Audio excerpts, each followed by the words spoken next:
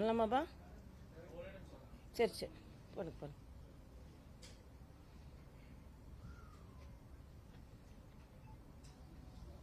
ஒரு பேப்பர் கொடுப்பா.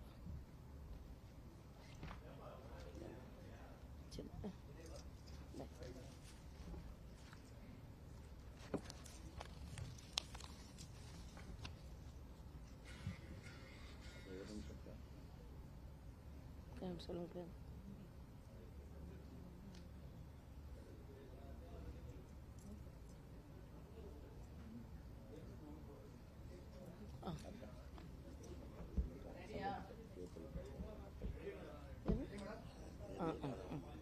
ஓகே சரி, முதல்ல ஸ்டார்ட் பண்ணலாமாப்பா? ஆரம்பிக்கலாமா? ஓகே. முதல்ல அனைவருக்கும் எனது வாழ்த்துக்களை தெரிவித்துக் கொள்கிறோம். நாங்கள் தமிழக மக்களுக்கான தேர்தல் அறிக்கை தயாரிப்பதற்காக ஒரு விரிவான திட்டத்தை நாங்கள் ஏற்படுத்தி இருக்கிறோம். இதுல மக்களின் பங்களிப்பு முழுமையா இருக்கும். பாரதிய ஜனதா கட்சி மக்களுக்கானது. மத்திய அரசின் திட்டங்களை எப்படி மக்களுக்கு இன்னும் அவர்களுக்கு உபயோகமாக இருக்கும் அளவிற்கு எடுத்துச் செல்வது என்பதை ஒரு விரிவான திட்டமிட்டு இருக்கிறோம். அதற்கான ஆரம்ப விழா நடக்கும். அப்போ உங்களெல்லாம் கூப்பிட்டு எப்படி நாங்கள் இதை கொண்டு செல்ல போகிறோம் என்பதை நாங்கள் சொல்றோம். இதை மக்களுக்கு எப்படி இதை செயலாற்ற முடியும் என்பதை நாங்கள் தெளிவாக சொல்லுகின்ற ஒரு அறிக்கையாக இருக்கும். எல்லா துறையை சார்ந்தவர்களையும் சந்திக்க இருக்கிறோம். எல்லா பகுதி மக்களையும் சந்திக்க இருக்கிறோம். அவர்களுக்கு என்னென்ன தோன்றுகிறதோ அதை அவர்களிடமிருந்து பெற்று அவர்களுக்கான தேர்தல் அறிக்கை தயாரிப்பதாக இருக்கிறோம். அதனால ஒரு மிகச்சிறந்த மக்களுக்கான எல்லா பிரிவினரும் வளர்ச்சி அடையக்கூடிய, பலன் அடையக்கூடிய ஒரு தேர்தல் அறிக்கையாக இருக்கும்.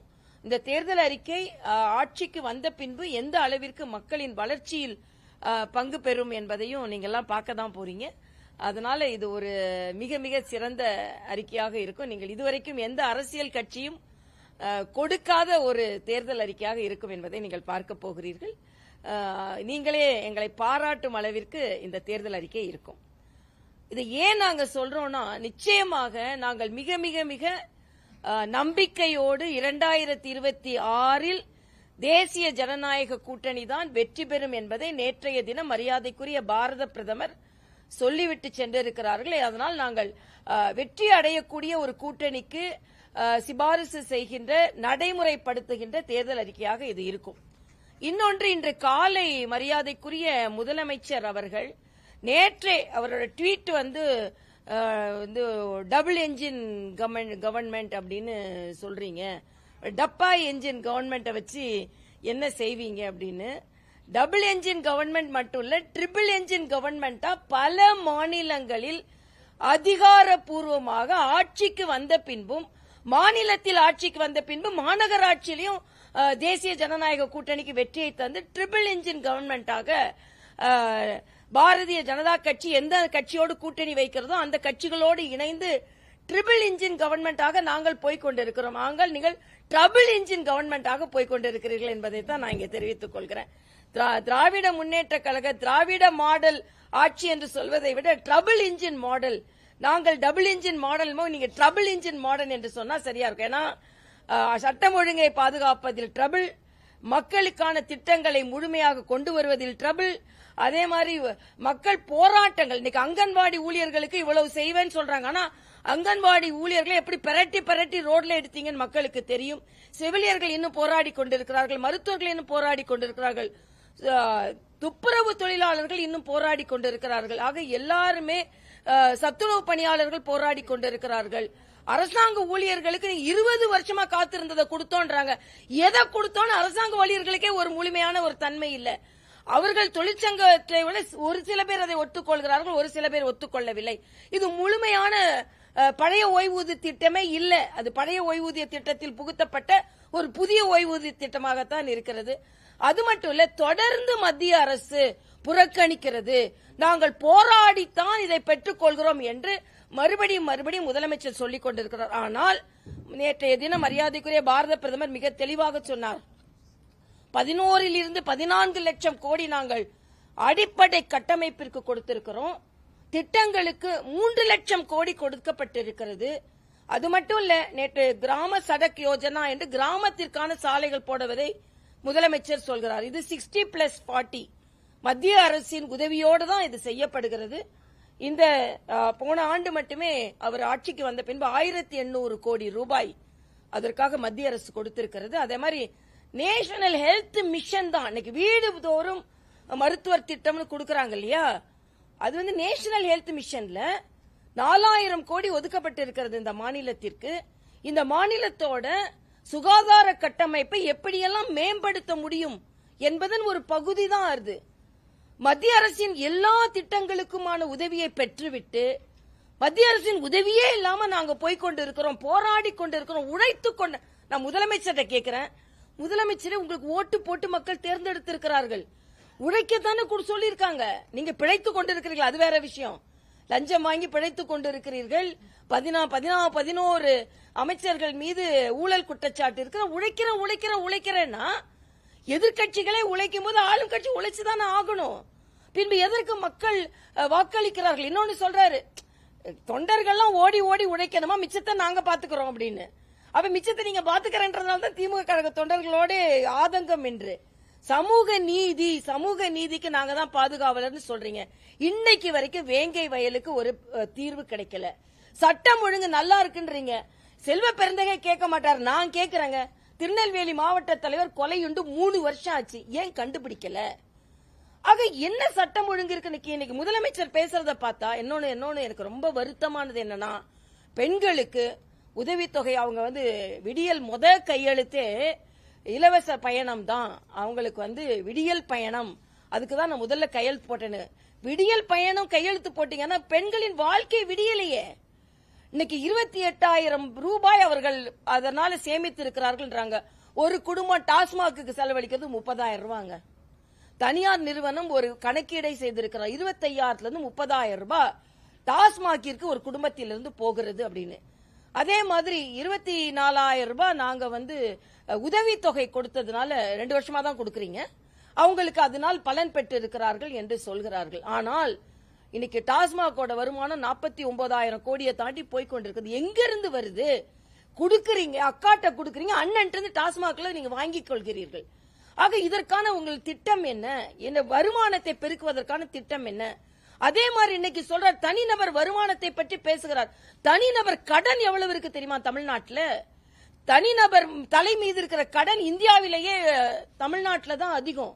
9.5 லட்சம் கோடி கடன் வாங்கியிருக்கிறாங்கன்னா இந்த ஒரு 5 ஆண்டுகள் 4.5 ஆண்டுகளுக்குள்ளேயே பன்மடங்காக 5 லட்சமாக இருந்த கடன் 9.5 லட்சமாக மாறி இருக்கிறது. இதன் கடன் சுமை அவ்வளவும் தமிழர்கள் மீதுதான் விழுந்திருக்கிறது. ஆக இன்னைக்கு காலையில் அவர்கள் பேசும்போது ஏதோ தமிழ்நாடு முழுவதுமாக பலனடைந்த மாநிலமாக இருந்து கொண்டிருக்கிறது. இன்னொன்னு முதலமைச்சர் சொல்லும் போதே மீண்டும் நாங்கள் வருவோம் அப்படின்னு சொல்லிட்டு மீண்டும் செல்வோம் அப்படின்னு ஒரு வார்த்தை சொன்னார். மீண்டும் வெல்வோம்னு சொல்ல, மீண்டும் செல்வோம், மீண்டும் இங்க செல்லதான் போறீங்க. மீண்டும் வருவோன்றத பதிலா மீண்டும் மீண்டும் நாங்கள் வருவோம், மீண்டும் செல்வோம், அப்புறம் மீண்டும் வருவோம் அப்படின்னு சொன்னாரு. அதனால தமிழகம் மீண்டு வர வேண்டும் என்றால் நீங்கள் மீண்டும் வரக்கூடாது. அதுதான் எங்களோட கொள்கை. மரியாதைக்குரிய நல்ல கூட்டணி அமைந்திருக்கிறது, இன்னும் இந்த கூட்டணி பலம் பெறும். அதனால இன்றைய காலகட்டத்தில் நேற்று மரியாதைக்குரிய முதலமைச்சரோட ட்வீட்லே ஒரு பதற்றம் தெரிந்தது. உடனே கேள்வி கேட்கிறார், 10 கேள்வி கேட்டிருக்கிறார். அந்த 10 கேள்வி நாங்களும் கேட்டோம். இன்னைக்கு 10 கேள்வி நீங்க கேட்டுக்கொண்டு இருக்கிறேன். நான் கடைசி கேள்வி என்னன்னா, நீட்டிற்கு என்று விலக்களிக்க போகிறீர்கள், நீட்டிற்கு என்று விலக்களிக்க போகிறீர்கள். இன்னைக்கு கேட்டுக்கொண்டிருப்பவர்கள் ஏன் முதல் கையெழுத்து நீட்டை விலக்கை கொண்டு வருவோம், ஏன் பொய் சொன்னீங்க? 10 கேள்விக்கும் பதில் சொன்னா நேரம் ஆகும். ஏற்கனவே நான் ட்வீட் போட்டிருக்கேன். அதனால இன்றைய காலகட்டத்தில் நிச்சயமாக தேசிய ஜனநாயக கூட்டணி வெற்றி பெற வேண்டிய காலகட்டம் இது. மக்கள் காப்பாற்றப்பட வேண்டும், இயற்கை வளம் காப்பாற்றப்பட வேண்டும். அதே மாதிரி கேட்கிறாங்க, இயற்கை பேரிடருக்கு கேட்ட தொகை எங்கே அப்படின்னு. உடனே மத்திய குழு வந்து அதற்கான உதவித்தொகை கொடுக்கப்பட்டிருக்கிறது. 4,000 கோடி எங்க? தமிழ்நாட்டில் சென்னை தத்தளித்துக் கொண்டிருக்கிறது. 4,000 கோடி என்னாச்சு? இதுதான் மக்கள் மனதில் பல கேள்விகள் எழுகிறது. இன்னைக்கு முதலமைச்சர் 10 கேள்வி கேட்கல, மக்கள்கிட்ட போனீங்கன்னா 100 கேள்வி மக்கள்கிட்ட இருக்கு, 1000 கேள்வி இருக்கு. தமிழகமே கேள்விக்குறியாக இருந்து கொண்டிருக்கிறது. தமிழகம் போராடும் வெல்லும்னு கேப்ஷன் கொடுக்கிற. நிச்சயமா தமிழ்நாடு போராடி கொண்டுதான் இருக்கிறது, எல்லா பிரிவினரும் போராடி கொண்டிருக்கிறார்கள். அதனால் தமிழகம் காப்பாற்றப்பட வேண்டும், தமிழ்நாட்டு மீட்டெடுக்கப்பட வேண்டும். விடியல் என்று சொல்லிக்கொண்டு விடியா ஆட்சி நடந்து கொண்டிருப்பவர்களுக்கு விடுதலை கிடைக்க வேண்டும். இதுதான் எங்களது நோக்கம்.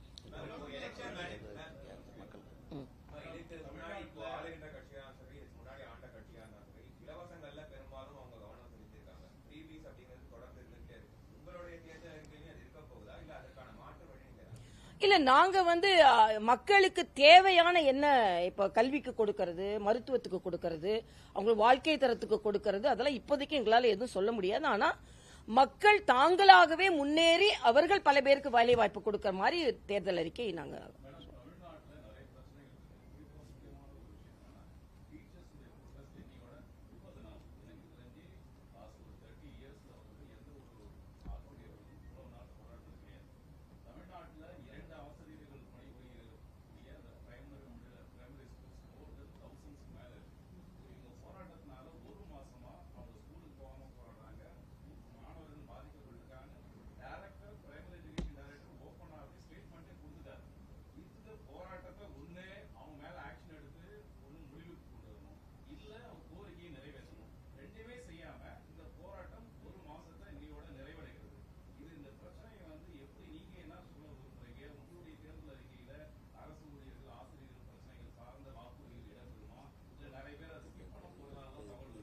இல்ல நாங்க எங்களோட தேர்தலுக்கே நான் உங்ககிட்ட நான் சொன்னேன், நாங்க மக்களின் குரலை தான் நாங்க கேட்டு தேர்தல் அறிக்கை தயாரிக்க போறோம். அதனால இப்ப போராடி கொண்டிருப்பவர்களுக்கெல்லாம் தீர்வு காணும் ஒரு அறிக்கையாகத்தான் அது இருக்கும். வாக்குறுதி மட்டும் இல்ல, அதற்கான தீர்வை கொண்டு வருவதான் இருக்கும். நீங்க இன்னைக்கு அதனால தான் நான் கேட்டேன், தமிழகம் போராடி பெறும்னு சொல்றாரு, எல்லாம் போராடி கொண்ட. அது மட்டும் இல்ல, துப்புரவு தொழிலாளர்கள் உயிரை மாய்த்து இருக்கிறார்கள். பிட்ஸ் ஒரு அம்மா சீரியஸா அட்மிட் ஆனாங்க, உயிர் கொடுக்கப்பட்டது. அதனால இந்த போராட்டம் தமிழ்நாட்டில் சொன்ன மாதிரி அமைதி களமாக இல்லை. யார் போராடி, உதாரணத்துக்கு மருத்துவர்கள், செவிலியர்கள், 20,000 செவிலியர்கள் நிரந்தரம் கேட்டு கரோனா நேரத்தில் பணியமர்த்தப்பட்டவர்கள் இன்று வேண்டி கேட்டுக் கொண்டிருக்கிறார்கள். அவர்கள் இன்னும் கொடுக்கப்படல. அதனால தமிழ்நாட்டில் போராட்ட களமாக இருக்கின்ற தமிழகம் எல்லோரும் பாராட்டும்படி இருக்கோ இல்ல, நிச்சயமா போராடி கொண்டிருப்பவர்களுக்கு நாங்கள் தீர்வை கொண்டு வருவோம் என்பதை நான் தெரிவித்துக் கொள்கிறேன்.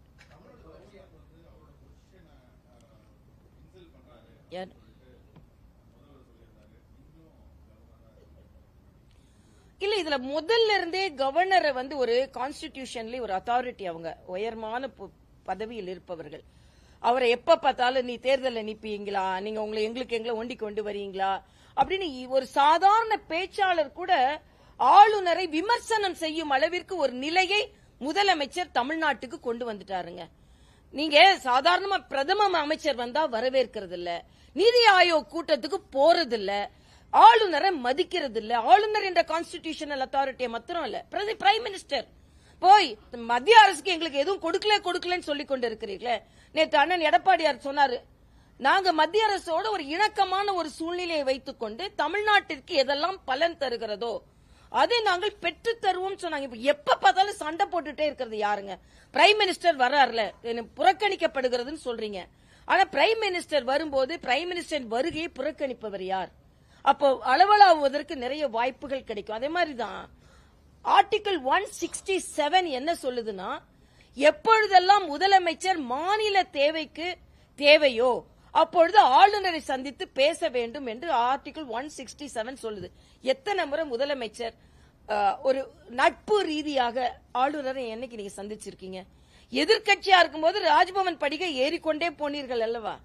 ஆக தொடர்ந்து, அதாவது ஆளுநர் வருவாரு, அவரை நாம உதாசீனப்படுத்தணும், விமர்சனம் செய்யணும், அவர் திரும்பி போகணும்.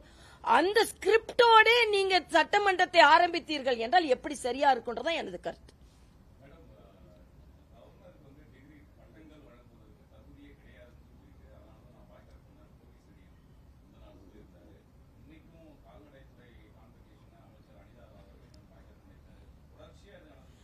ஏங்க, பட்டம் அளிக்கக்கூடிய தகுதின்னு நீங்க அமைச்சர்களை எடுத்தீங்கன்னா அதுக்கப்புறம் அது மிக மோசமான நிலையில பட்டியலிட வேண்டியிருக்கும். ஏன்னா எவ்வளவு அமைச்சர்கள் பட்டம் பெறும் அளவிற்கு அவங்க குவாலிபிகேஷனோட அவங்க அமைச்சர்களாக இருக்கிறாங்கன்னு பட்டியலிட்டோம்னா மிக மிக மோசமா போயிடும். அதனால அவங்க அதுக்குள்ள போகாம இருக்கிறது நல்லதுன்னு நான் நினைக்கிறேன். ஊழல் ஒரு பட்டியல், அதுக்கப்புறம் தகுதி இல்லாதவர்கள் எவ்வளவு பேர் அமைச்சர்களாக இருக்கிறார்கள் என்பது ஒரு பட்டியல். எத்தனை பேர் பாஸ் பண்ணி அமைச்சர்களாக இருக்கிறாங்க, பாஸ் பண்ணி டிகிரி எத்தனை பேர் வாங்கினாங்கன்றது. அதனால இவங்க தகுதிக்கு உள்ள போனாங்கன்னா மிக மிக மோசமான ஒரு நிலை. ஒரு சான்சலர் இன்னைக்கு வரைக்கும் கவர்னர் தான். ஆக அவர் கலந்து கொள்ளுகின்ற நிகழ்ச்சியில் நீங்கள் கலந்து கொள்ளவில்லை என்றால் மாணவர்கள் உங்களை தான் தப்பா நினைப்பாங்களே தவிர கவர்னரை தப்பா நினைக்க வாய்ப்பில்லை. நீங்க உங்களது உரிமையை விட்டுக் கொடுக்கிறீர்கள், கடமையை நீங்கள் தவிர்க்கிறீர்கள் என்று தான் நான் சொல்ல முடியும்.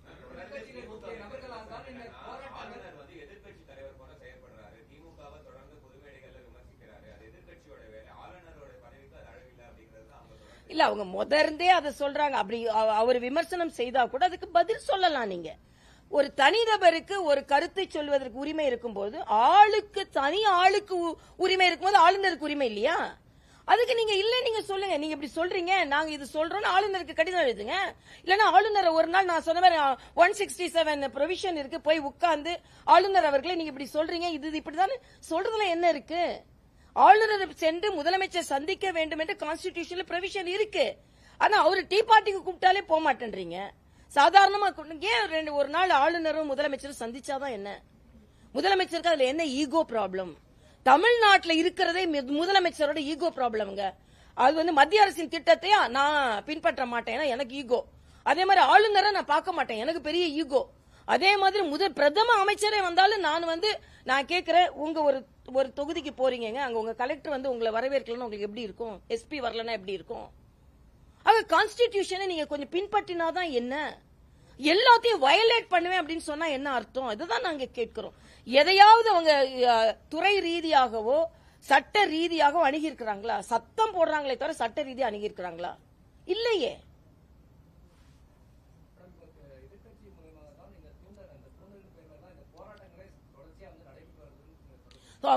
அவங்களோட அனுபவம் நான் நினைக்கிறேன். அப்போ இல்லையா?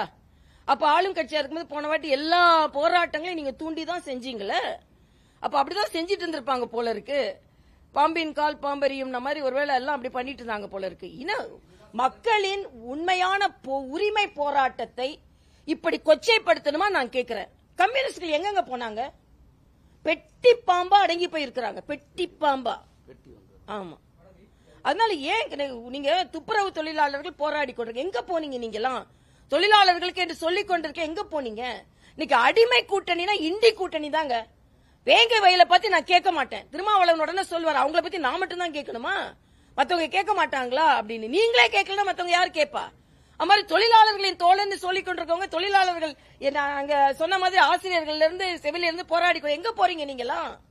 எல்லாத்துக்கும் மேல காங்கிரஸுக்குள்ள போராட்டத்தை அவங்களாலே சமாளிக்க முடியல. காங்கிரஸ் எத்தனை துண்டா இருக்குன்னு தெரியல. இன்னொன்னு மாணிக் தாக்கூர் லீவ்ல போயிட்டாரு. அது மாதிரி எல்லாரும் லீவ்ல போவாங்க. ஏன்னா ராகுல் காந்தி அது ஒரு சொல்லி கொடுத்திருக்காரு பாடம். மிக மிக சிக்கலான சூழ்நிலை இருந்தா நீ ஃபாரினுக்கு லீவ்ல போயிடலான்னு அதை எல்லாரும் இப்ப பின்பற்ற ஆரம்பிச்சிருக்காங்க. ஆக என்ன நடக்குதுங்க அங்க? அவங்க கூட்டணியும் சரியில்லை, அவங்க ஆட்சியும் சரியில்லை. அப்புறம் எப்படிங்க மக்கள் ஓட்டு போடுவாங்க? ஓட்டு போடுறதுக்காக தான் நீங்க பொங்கல் பரிசுல இருந்து எல்லாம், நீங்க பொங்கல் பரிசை கூட மக்கள் சரியா வாங்கலன்னு ஒரு மாவட்டத்துல இருந்து ரிப்போர்ட் வந்திருக்கு. நீங்க கொடுத்தா கூட அதை வாங்க முடியல எங்களால அப்படின்னு சொல்லி. என்ன நடக்குது ஆட்சி?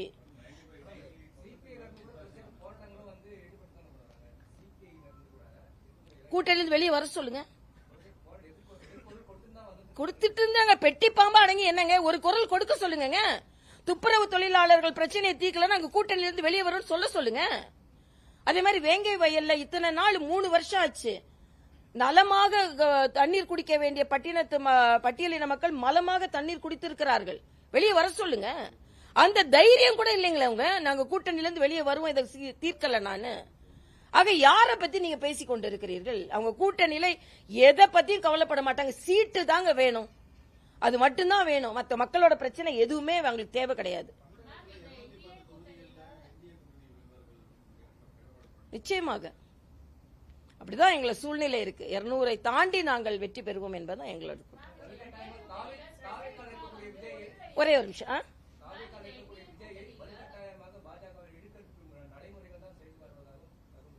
என்ன தகவல்ப்பா? யார்ப்பா கொடுத்தா அந்த தகவலை? டிஎம்கே சர்க்கிள் அதை தான்ப்பா சொல்லுவாங்க. தாவேக்கால போய் கேளுங்க, உங்களை யாராலும் இழுக்கிறாங்களான்னு போய் கேட்டுட்டு வாங்க.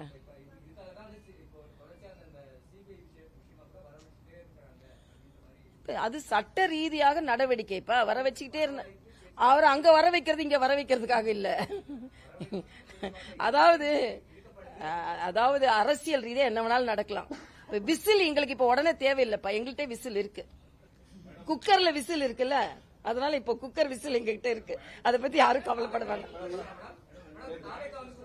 ஒரு நிமிஷம், என்னவா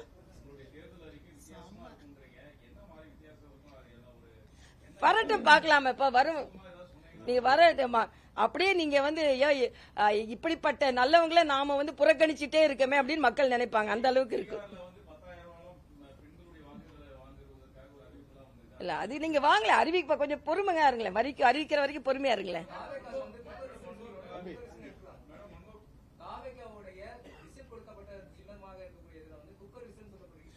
அப்படி சொல்லலப்பா, நீங்க விசில் உடனே நீங்க தேவையான்னு கேட்டா எங்ககிட்ட இப்ப ஒரு விசில் இருக்கு, குக்கர்லயும் விசில் இருக்குல்ல அப்படின்னு நான் சொன்னேன்.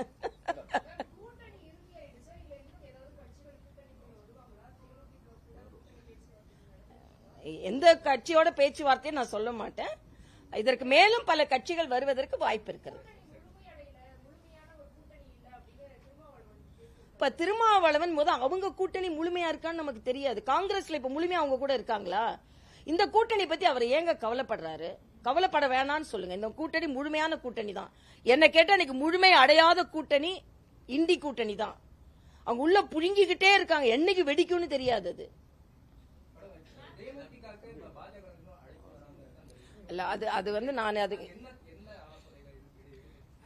அது கருத்து நான் இது கருத்து சொல்ல மாட்டேன். இதெல்லாம் எங்க பேச்சுவார்த்தையில எங்க பெரிய தலைவர்கள் செய்து கொண்டிருக்காங்க.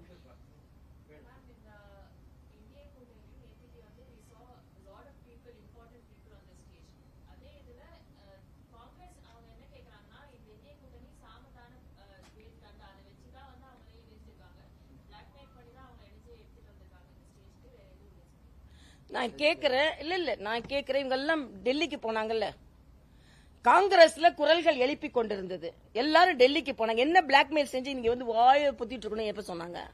நாங்க யாரும் அப்படி சொல்லவே இல்லையே. யாரு எந்த கருத்து சொல்லக்கூடாதுன்னா மாணிக் தாக்கர் கருத்து சொல்ல முடியாது, லீவ்ல போயிட்டாரு. யாரு சாம பேத தண்டத்தெல்லாம் நாங்கள தண்டமா அவங்க தான் இருக்காங்க, பேதத்தை அவங்க தான் பார்த்து கொண்டு இருக்கிறாங்க. அதனால நாங்க இப்ப பேதம் என்ன, இந்துக்களுக்கு நாங்க வாழ்த்து சொல்ல மாட்டோம். பேதம் தண்ட ஆட்சி நடக்க கொண்டு கொடுக்குது.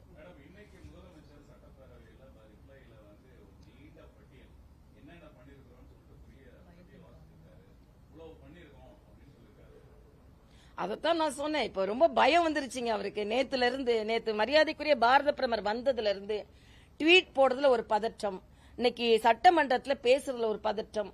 ஒருவேளை இன்னும் கொஞ்ச நாள் தான் இருக்குதான் கடைசி ஆட்சி நம்மளது, அதனால நம்ம எல்லா பட்டியலையும் சொல்லிடுவோம்னு சொன்ன மாதிரி இருந்தது எனக்கு. அப்படிதான் எனக்கு தோணுச்சு. ஆமா ஆமா, நாங்க பலமா இருக்கோம், அதனால உங்க பயம் ஏற்படுது. வேற என்ன செய்ய போறோம் நாங்க? தேங்க்யூப்பா, தேங்க்யூ சோ மச். தேங்க்யூ தம்பிங்களா. கொஞ்சம் டிஸ்கஷன் அதிகமானால கொஞ்சம் நீங்க தாமதமா இருந்துச்சு. வேற எதாவது சொல்லணுமாண்ணே? சரி,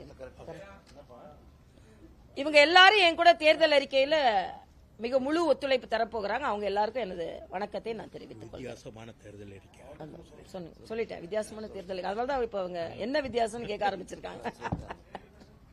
சரிங்கண்ணா. இல்ல இங்கிலீஷ்ல